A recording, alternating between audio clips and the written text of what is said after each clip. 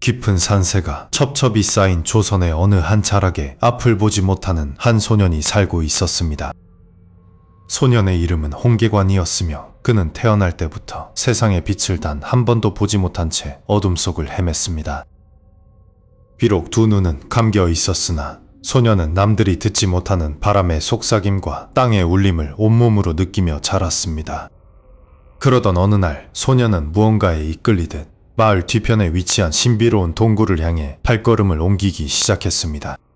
동굴 안은 칠흑 같은 어둠이 깔려 있었지만 소년에게는 오히려 밖보다 더 선명한 기운이 느껴지는 장소였습니다. 동굴 깊숙한 곳에 다다르자 거대한 돌로 조각된 고색 창연한 미륵불상이 장엄하게 모습을 드러냈습니다. 소년은 보이지 않는 눈으로도 그 압도적인 존재감을 감지하고는 떨리는 마음으로 불상 앞에 무릎을 꿇었습니다. 소년은 간절한 목소리로 자신이 왜 어둠 속에 살아야 하는지 그 이유를 묻기 위해 기도를 올렸습니다.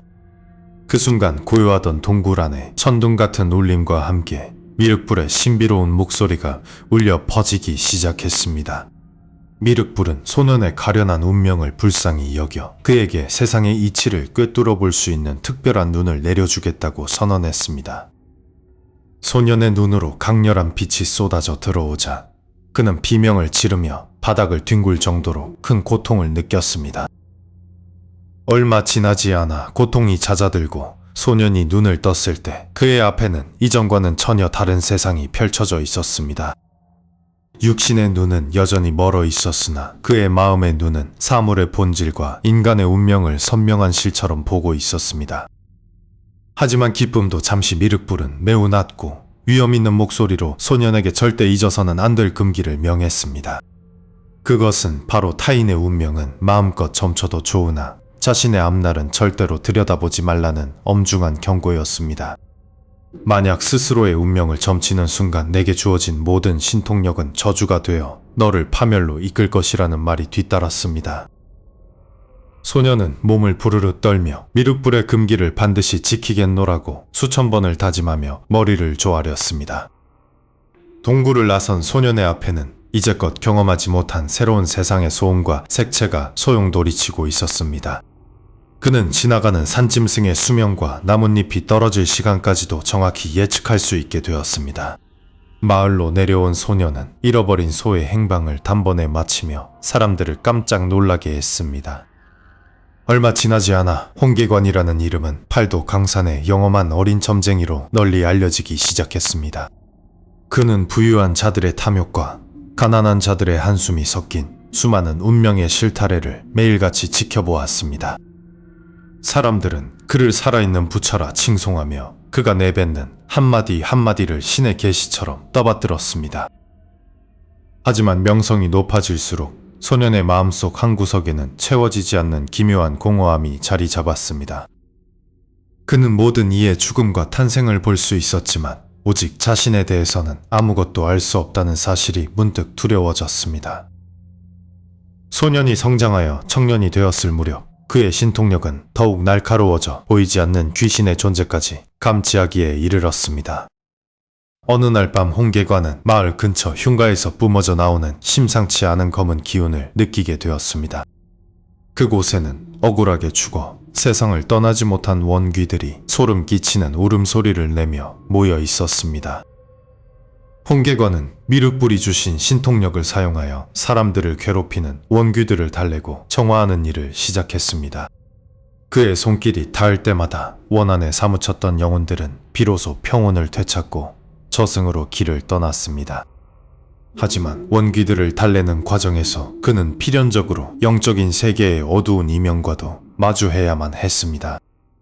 어떤 강력한 악령들은 홍계관의 신통력을 시기하며 그를 어둠의 구렁텅이로 끌어들이려 유혹했습니다. 그때마다 그는 미륵불의 경고를 떠올리며 자신의 마음을 굳건히 다잡고 정의로운 길만을 걸으려 애썼습니다. 세월이 흘러 홍계관은 이제 누구도 부정할 수 없는 조선 최고의 명리사이자 영매로 거듭났습니다. 하지만 그의 명성이 높아질수록 그를 이용하려는 권력자들의 검은 손길도 점점 더 노골적으로 변해갔습니다. 홍계관은 자신의 능력이 정쟁의 도구로 사용되는 것을 극도로 경계하며 산속 깊은 곳에 응거하며 지냈습니다. 그러나 운명의 수레바퀴는 그를 평온하게 내버려 두지 않았고 조만간 거대한 비극이 닥쳐올 것임을 예고하고 있었습니다. 어느 고요한 새벽녘 홍계관은 자신의 신통력이 평소보다 훨씬 더 강하게 요동치고 있음을 느꼈습니다. 그것은 누군가 아주 강력한 원한을 품은 존재가 자신을 향해 다가오고 있다는 위험한 징조였습니다. 안개가 자욱하게 깔린 산길 너머로 정체를 알 수 없는 섬뜩한 그림자가 천천히 그의 집을 향해 걸어오고 있었습니다. 홍계관은 본능적으로 이 방문자가 자신의 평온한 삶을 송두리째 뒤흔들 피할 수 없는 인연임을 직감했습니다. 그림자가 문 앞까지 다다르자 차가운 바람이 방 안을 휩쓸며 촛불이 힘없이 꺼져버렸습니다. 드디어 문이 열리고 정체를 드러낸 방문객의 모습에 홍계관은 난생 처음으로 가슴 깊은 곳에서 치솟는 공포를 느꼈습니다. 그 방문객은 온몸이 피로 물든 채 차가운 원한을 뿜어내는 한 어린아이의 원귀였습니다. 이 원귀가 홍계관을 찾아온 이유는 무엇이며 앞으로 그에게 어떤 가혹한 운명이 기다리고 있을까요? 홍계관의 이름이 조선 팔도에 널리 퍼지자 그의 집 앞은 신비한 점괘를 바라는 이들로 인산인해를 이루었습니다. 그러던 어느 날 도성 동쪽 산자락에 사는 한 아낙이 사색이 된 얼굴로 홍계관을 찾아와 도움을 청했습니다. 그녀는 자신의 어린 아들이 이름 모를 괴질에 걸려 사경을 헤매고 있다며 눈물로 호소했습니다. 자비로운 마음으로 길을 나선 홍계관은 산속 깊은 곳에 자리한 허름한 초가집에 도착했습니다. 방 안으로 들어선 홍계관은 아이의 안색을 살피기도 전에 방을 가득 채운 서늘한 기운에 몸을 떨었습니다. 누워있는 아이의 몸 위로는 검은 안개와 같은 기괴한 형체가 일렁이고 있었습니다.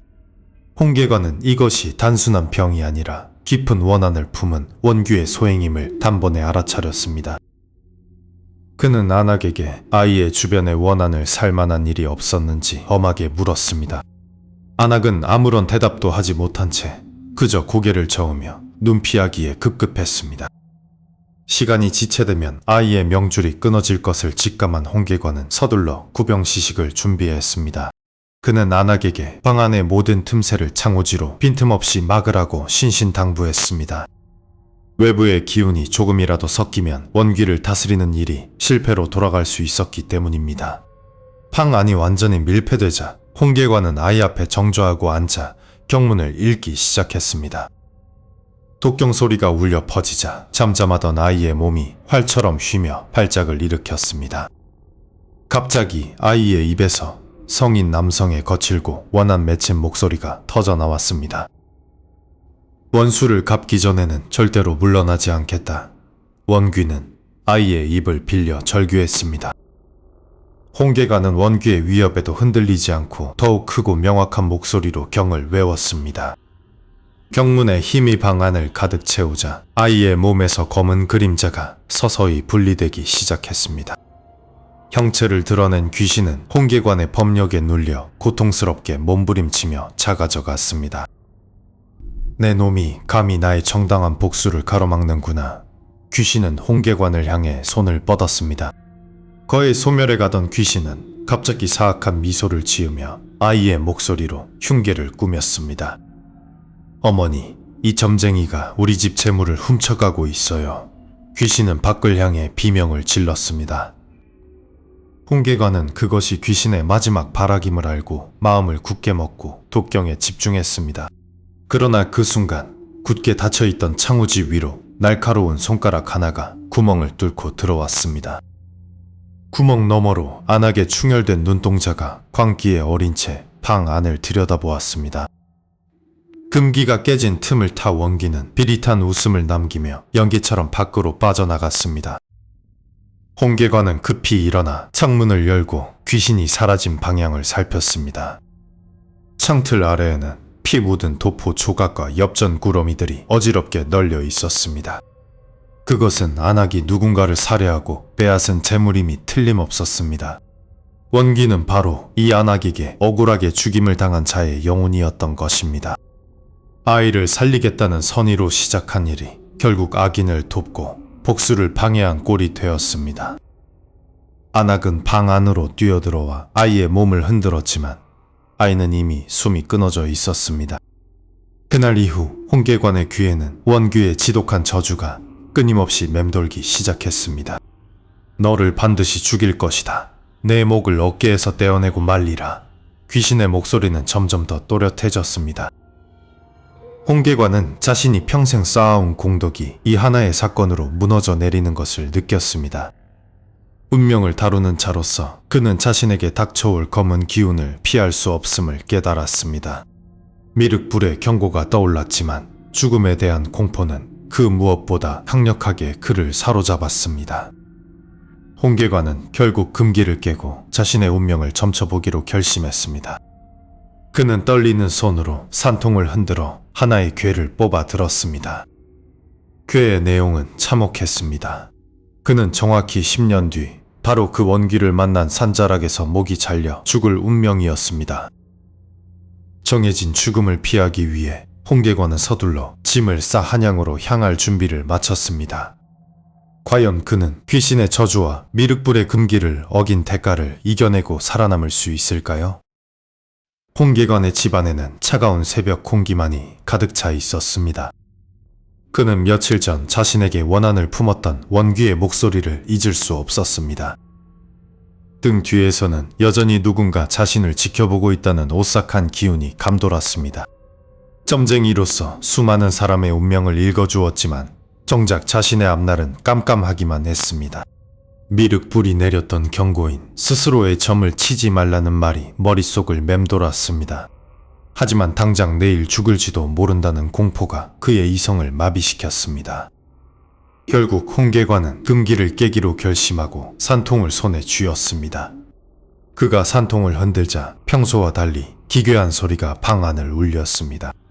바닥에 떨어진 궤는 빛처럼 붉은 빛을 띠며 죽음을 예고하고 있었습니다.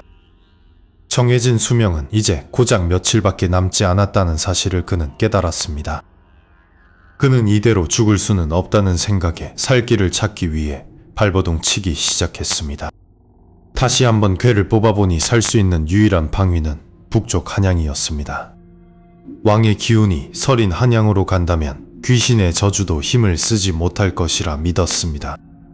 그는 날이 밝기도 전에 보찜을 챙겨 집을 나섰습니다. 마을 어귀를 지날 때 서늘한 바람이 그의 옷깃을 스치며 지나갔습니다. 안개 속에서 죽은 아이의 흐느낌 소리가 들리는 듯하여 그는 발걸음을 재촉했습니다. 며칠 밤낮을 쉬지 않고 걸어 한양 도성에 도착했을 때 그의 몰골은 말이 아니었습니다. 수많은 인파로 붐비는 한양거리는 고요했던 그의 고향과는 전혀 달랐습니다. 그는 이곳에서 자신의 신통력을 발휘해 고위 관료들의 눈에 들어야 한다고 생각했습니다. 홍계관은 시장 한복판에 자리를 잡고 지나가는 사람들의 과거를 마치기 시작했습니다. 그의 말 한마디에 사람들은 소스라치게 놀라며 돈을 내놓기 바빴습니다. 순식간에 영험한 점쟁이가 나타났다는 소문이 한양 전체로 퍼져나갔습니다. 하지만 홍계관의 마음 한구석은 여전히 불안함으로 가득 차 있었습니다. 자신이 본 죽음의 운명이 조금씩 가까워지고 있음을 느꼈기 때문입니다. 그러던 어느 날 화려한 가마를 탄 인물이 그의 앞에 멈춰 섰습니다. 가마에서 내린 관리는 홍계관에게 궁궐로 함께 가자고 명령했습니다. 홍계관은 이것이 자신이 살 수 있는 절호의 기회라고 직감했습니다. 궁궐의 높은 담장 안으로 발을 들이자 숨막히는 압박감이 그를 짓눌렀습니다. 왕의 권위 앞에서 자신의 미천한 신통력이 통할지 의문이 들었습니다. 그 순간 등 뒤에서 다시 한번 아이의 웃음소리가 환청처럼 들려왔습니다. 원귀는 궁궐의 삼엄한 경비조차 비웃으며 그를 따라온 것이 분명했습니다. 홍계관은 마음을 다잡고 화려한 비단 옷을 입은 왕자들 앞에 섰습니다. 그는 왕자들의 얼굴을 찬찬히 살피며 그들의 미래를 읽기 시작했습니다. 그런데 한 왕자의 얼굴에서 비비린내 나는 고륙상쟁의 기운이 느껴졌습니다. 진실을 말하면 화를 입을 것이요, 거짓을 말하면 왕을 속이는 죄가 될 것이었습니다. 홍계관은 자신의 생존을 위해 위험한 줄타기를 시작해야만 했습니다. 미륵불의 금기를 깬 이후로 그의 모든 선택은 파멸로 향하는 듯 보였습니다. 궁궐의 깊은 밤, 그는 자신의 방에서 누군가 문을 두드리는 소리를 들었습니다. 문 밖에는 아무도 없었지만 문창살 위로 어린아이의 손바닥 자국이 선명하게 남았습니다. 홍계관은 과연 이 보이지 않는 저주를 피해 왕의 신임을 얻고 살아남을 수 있을까요? 한양 도성에 발을 들인 홍계관의 코끝에는 매캐한 권력의 냄새가 진동했습니다. 그는 자신의 죽음을 피하기 위해 반드시 조선에서 가장 높은 자의 눈에 들어야만 했습니다. 소문은 바람보다 빠르게 퍼져나가 눈먼 점쟁이의 신통력이 대궐 담장을 넘었습니다. 소문을 들은 대신들은 호기심 반, 의구심 반으로 그를 은밀한 저소로 불러들였습니다.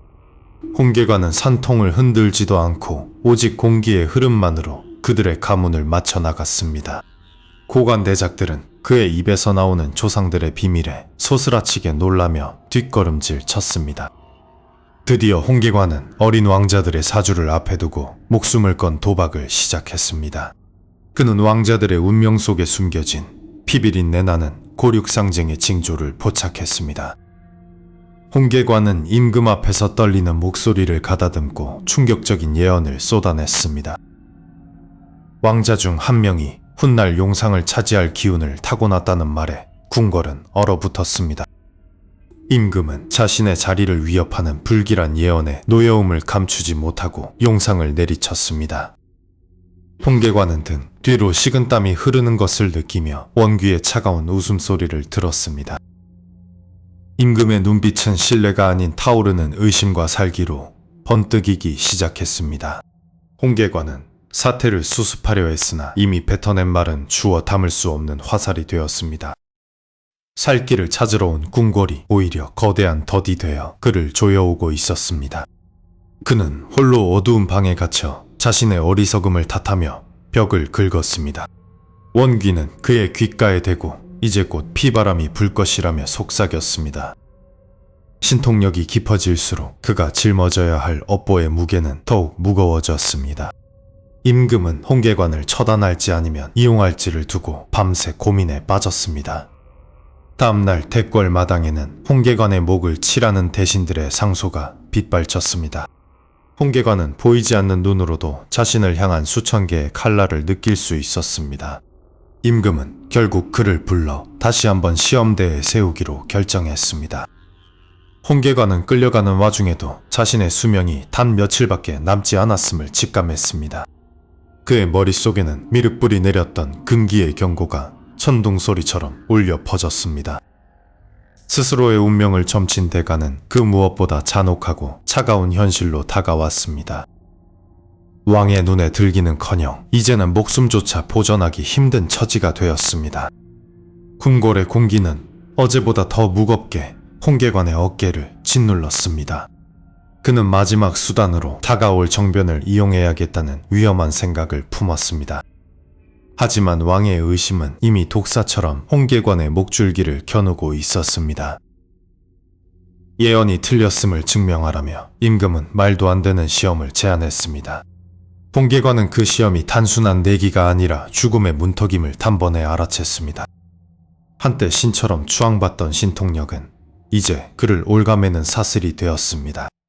그는 자신의 죽음이 적힌 명부를 머릿속에서 지우려 애썼지만 소용없었습니다. 원귀는 이제 형체까지 드러내며 그의 주변을 맴돌며 조롱했습니다. 홍계관은 왕의 신뢰를 되찾기 위해 최후의 예언을 준비했습니다. 궁궐 내부의 암투는 홍계관의 예언대로 소용돌이치기 시작했습니다. 그는 이 혼란 속에서 오직 자신만이 살아남을 좁은 틈새를 찾아 헤맸습니다. 하지만 왕은 이미 홍계관을 살려둘 마음이 조금도 없었습니다. 홍계관은 이제 신통력이 아닌 가장 비천한 곳으로 숨어들 준비를 마쳤습니다. 과연 그는 왕의 분노와 정해진 죽음을 피해 용상 아래로 숨어들 수 있을까요? 홍계관은 차가운 밤 공기를 가르며 궁궐의 어두운 회랑을 소리 없이 걸어갔습니다. 그의 귓가에는 자신을 뒤쫓는 원귀의 낮은 웃음소리가 환청처럼 맴돌았습니다. 죽음의 그림자가 목전까지 다가왔음을 직감한 그는 마지막 도박을 준비했습니다. 그는 산통을 흔들어 나라의 거대한 운명이 뒤바뀔 시각을 정밀하게 계산했습니다. 수양대군이 일으킬 계유정난의 비바람이 한양 도성을 덮치기 직전의 고요함이었습니다. 홍계관은 이 대혼란이야말로 자신이 살 길을 찾을 유일한 틈새라고 확신했습니다. 임금의 권위가 가장 높은 곳이자 가장 안전한 은신처인 용상을 떠올렸습니다. 하지만 그곳에 숨어드는 것은 곧 왕실을 모독하는 대역죄와 다름없었습니다. 어차피 죽을 운명이라면 사지로 뛰어드는 것만이 유일한 방책이었습니다. 그는 보초병들이 교대하는 틈을 타 근정전 주위를 맴돌았습니다. 심장 박동 소리가 고요한 정각 안에 천둥 소리처럼 크게 울려 퍼졌습니다. 원귀의 비웃음은 더욱 짙어지며 그의 발목을 잡아끄는 듯한 환각을 일으켰습니다. 그는 미륵불에게 빌었던 기도를 마지막으로 되뇌며 문턱을 넘었습니다. 거대한 용상은 어둠 속에서도 위험 있는 빛을 내뿜으며 중앙에 놓여 있었습니다.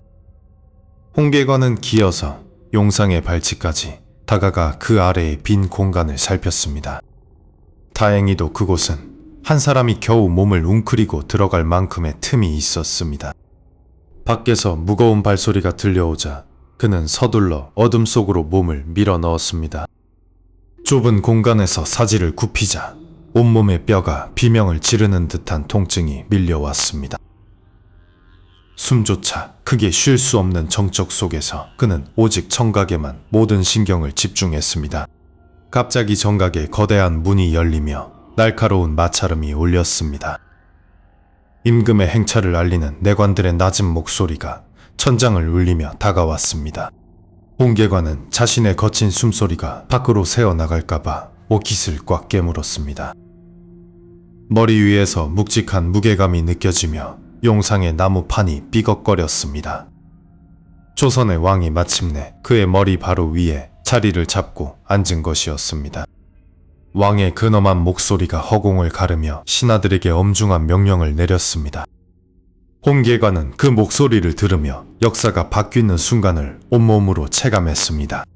하지만 그가 예견한 죽음의 시각은 아직 지나지 않았으며 저주는 여전했습니다. 갑자기 용상 아래로 차가운 바람이 스며들며 원귀의 그림자가 손을 뻗었습니다. 원귀는 그의 입을 강제로 열어 비명을 지르게 만들려는 듯 목을 죄어왔습니다. 홍계관은 정신을 잃지 않기 위해 자신의 허벅지를 손톱으로 깊숙이 찔렀습니다. 고통으로 정신을 다잡은 그는 원귀를 향해 마음속으로 처절한 저주를 퍼부었습니다. 그때 용상 위에서 왕이 갑작스럽게 말을 멈추고 주위를 두리번거렸습니다. 무언가 기분 나쁜 소리가 들리지 않느냐? 왕의 의심 섞인 질문이 터져 나왔습니다. 홍계관은 심장마저 멎을 것 같은 공포에 휩싸여 석상처럼 굳어버렸습니다. 다행히 내관 한 명이 쥐가 다니는 소리일 것이라며 상황을 모면시켜 주었습니다. 쥐라는 말에 홍계관은 문득 자신의 운명을 바꿀 묘책을 떠올렸습니다. 그는 왕의 마음을 사로잡아 신뢰를 회복할 수 있는 신비로운 예언을 준비했습니다. 시간이 흘러 궁궐 밖에서 병장기 부딪히는 소리와 비명 소리가 희미하게 들려왔습니다. 마침내 계유정난의 서막이 올랐고 왕의 처소 앞까지 혼란이 들이닥쳤습니다. 홍계관은 이제 자신을 드러내어 왕의 방패가 될 것인지 계속 숨어 죽음을 기다릴 것인지 선택해야 했습니다. 바로 그 순간 거칠게 열린 문 사이로 누군가의 발이 용상 쪽으로 급하게 다가왔습니다. 과연 그는 이 아수라장 속에서 정체를 들키지 않고 왕의 환심을 살 수 있을까요? 어두운 용상 아래 숨어든 홍계관은 거친 숨을 몰아쉬며 궁궐의 기운을 살핍니다. 머리 위에서 들리는 임금의 무거운 발소리는 홍계관의 심장을 조여옵니다. 세조는 전국을 뒤흔드는 수많은 밀고와 음모 속에서 깊은 고뇌에 빠져 있었습니다.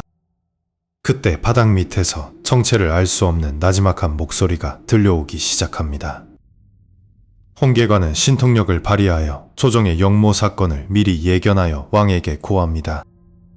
허공에서 들리는 귀신의 조언이라 믿은 세조는 충격에 빠져 자리에서 일어납니다. 홍계관은 곧 벌어질 자객의 습격을 경고하며 왕에게 몸을 피할 것을 권합니다.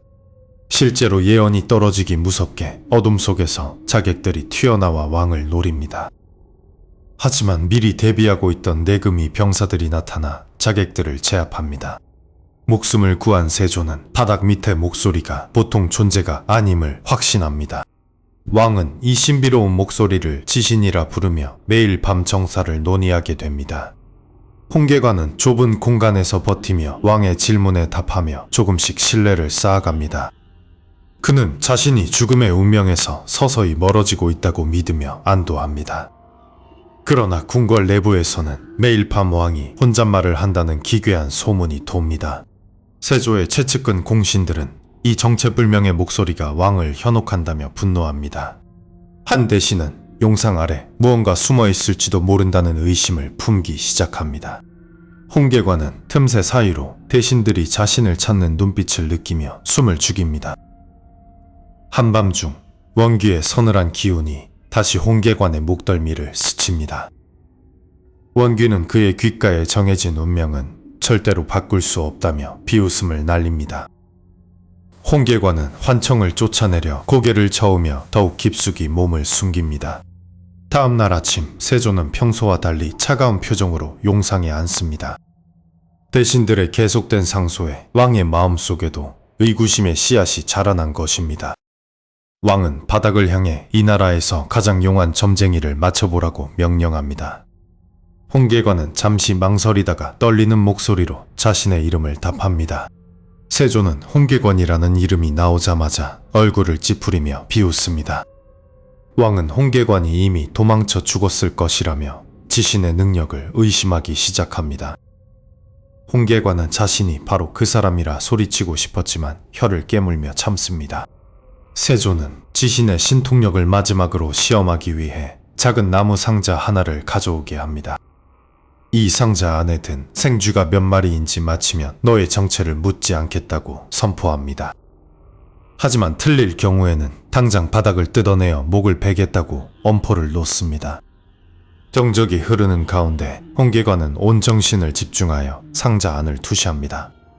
그의 마음속에 상자 속에서 꿈틀거리는 쥐들의 형상이 선명하게 그려집니다. 홍계관은 단호한 목소리로 상자 속에는 총 8마리의 쥐가 있다고 답합니다. 그 말을 들은 세조의 안색이 순식간에 창백하게 변하며 굳어버립니다. 왕은 상자를 열어보지도 않은 채 지신이 거짓을 고하고 있다며 고함을 칩니다. 사실 왕은 상자 안에 단 한 마리의 시쥐만을 넣어두었던 것입니다. 세조는 당장 바닥을 뜯어내고 그 아래 숨은 요물을 끌어내라고 소리칩니다. 나무 바닥이 부서지는 굉음과 함께 홍계관의 은신처가 세상에 드러납니다. 홍계관은 끌려 나오면서도 상자를 열어보라고 처절하게 울부짖습니다. 그의 필사적인 외침에 멈칫한 세조가 천천히 상자로 손을 뻗습니다. 상자 뚜껑이 열리자마자 그 안에서는 믿을 수 없는 광경이 펼쳐집니다. 어미쥐의 뱃속에는 방금 태어난 7마리의 새끼 쥐가 꿈틀거리고 있었습니다. 홍계관의 예언은 틀리지 않았으나 왕의 의심은 이미 돌이킬 수 없는 지경에 이릅니다. 왕은 이 소름 끼치는 신통력을 가진 자를 살려두면 장차 화가 될 것이라 판단합니다. 결국 홍계관은 정답을 맞췄음에도 불구하고 사형장으로 끌려가게 됩니다. 멀리서 그를 지켜보던 원귀는 드디어 복수의 시간이 다가왔음을 직감하며 미소 짓습니다. 형장으로 향하는 홍계관의 눈앞에 자신이 예견했던 끔찍한 죽음의 그림자가 드리웁니다. 과연 그는 마지막 순간에 금기를 깨지 않은 대가를 치르게 될까요? 아니면 또 다른 반전이 기다리고 있을까요? 임금의 서늘한 눈빛이 용상 아래 숨어있던 홍계관의 정수리를 꿰뚫는 듯 했습니다. 홍계관은 온몸을 떨며 자신의 운명이 걸린 상자 속의 비밀을 투시하려 애썼습니다. 세조는 탁자 위에 놓인 검은 목합을 가리키며 마지막 질문을 던졌습니다. 이 상자 안에 들어있는 쥐가 몇 마리인지 맞히지 못한다면 너는 오늘을 넘기지 못할 것이다. 홍계관은 영력을 끌어모아 닫힌 목합 속에 생명체를 머릿속으로 그리기 시작했습니다. 그의 영안에는 어둠 속에서 꿈틀거리는 쥐들의 형상이 선명하게 비치기 시작했습니다. 1마리, 2마리, 홍계관은 확신에 찬 목소리로 3마리라고 외쳤습니다. 그러나 그 순간 용상 뒤편 어둠 속에서 서늘한 한기가 홍계관의 등을 훑고 지나갔습니다. 원귀는 기괴한 웃음을 지으며 자신의 배를 갈라 그 안에 숨겨진 생명을 드러냈습니다. 상자를 열어본 임금의 얼굴에는 불쾌한 노기가 서서히 번져나가기 시작했습니다. 상자 속에는 오직 비대한 쥐 한 마리만이 고요하게 웅크리고 있을 뿐이었습니다. 이 가증스러운 놈이 감히 과인을 우롱하고 목숨을 구걸하려 드는구나. 홍계관은 분명 3마리였다고 절규하며 바닥을 긁어댔지만 누구도 듣지 않았습니다. 임금의 명령 한마디에 금군들이 달려들어 홍계관을 마루 밑에서 거칠게 끌어냈습니다. 그는 바닥에 머리를 찌으며 상자 속 쥐의 배를 갈라달라고 비명 섞인 간청을 올렸습니다. 미친 자의 헛소리라 치부한 세조는 당장 그를 형장으로 압송하라는 어명을 내렸습니다. 포박된 채 질질 끌려가는 홍계관의 시야 끝에 원귀의 차가운 미소가 보였습니다. 어두운 밤 공기를 가르며 홍계관은 한양거리를 지나 서소문 박 형장으로 향했습니다. 그는 이제야 미륵불이 내렸던 경고의 진정한 의미를 뼈저리게 깨달았습니다. 자신의 운명을 미리 보려 했던 오만이 결국 이 비극적인 결말을 불러온 것이었습니다. 형장에 도착하자마자 망나니가 칼을 휘두르며 기괴한 춤을 추기 시작했습니다. 차가운 칼날이 달빛을 받아 번뜩일 때마다 홍계관의 심장은 조여들었습니다. 한편 궁궐에서는 세조가 뒤늦게 찜찜한 기분에 사로잡혀 쥐의 배를 갈라보라 지시했습니다. 칼로 쥐의 배를 가르자 그 안에서 아직 채 태어나지 못한 새끼 쥐 2마리가 쏟아져 나왔습니다. 홍계관이 말한 3마리가 진실이었음을 확인한 세조는 급히 집행을 멈추라는 전령을 보냈습니다. 전령은 말을 타고 형장으로 질주하며 집행 중지를 목이 터져라 외쳤습니다. 하지만 원귀의 방해로 인해 전령의 목소리는 바람 소리에 묻혀 형장에 닿지 못했습니다. 형장의 관리는 전령의 손짓을 빨리 집행하라는 신호로 오해하고 고개를 끄덕였습니다. 홍계관은 마지막 순간에 하늘을 우러러보며 나지막이 미륵불의 이름을 불렀습니다. 망나니의 거대한 칼날이 허공을 가르며 날카로운 파공음을 내질렀습니다. 둔탁한 소리와 함께 조선 최고의 신통력을 가졌던 남자의 고개가 바닥으로 떨어졌습니다. 굴러떨어진 그의 머리 옆으로 원귀가 나타나 가녀린 손으로 그의 눈을 감겨주었습니다. 뒤늦게 도착한 전령이 말에서 떨어지며 절규했지만 이미 모든 것은 끝난 뒤였습니다. 홍계관의 죽음은 순식간에 온 나라로 퍼져나가며 정해진 운명의 무서움을 알렸습니다. 그는 타인의 죽음은 수없이 막아주었으나 정작 자신의 비극은 단 한 걸음도 피하지 못했습니다. 훗날 사람들은 그가 죽기 직전 흘린 눈물이 미륵불의 금기를 깬 것에 대한 참회였다고 말합니다. 운명이란 거대한 흐름 앞에 인간의 신통력은 그저 한낱 먼지에 불과했던 것입니다. 홍계관이 사라진 자리에는 이제 차가운 바람만이 머물며 그의 비극을 노래하고 있습니다. 우리는 과연 다가올 내일을 알려고 하는 것이 축복인지 저주인지 다시 한번 생각해보게 됩니다. 스스로의 운명을 보지 못했던 점쟁이 홍계관의 이야기는 이렇게 영원한 전설로 남았습니다.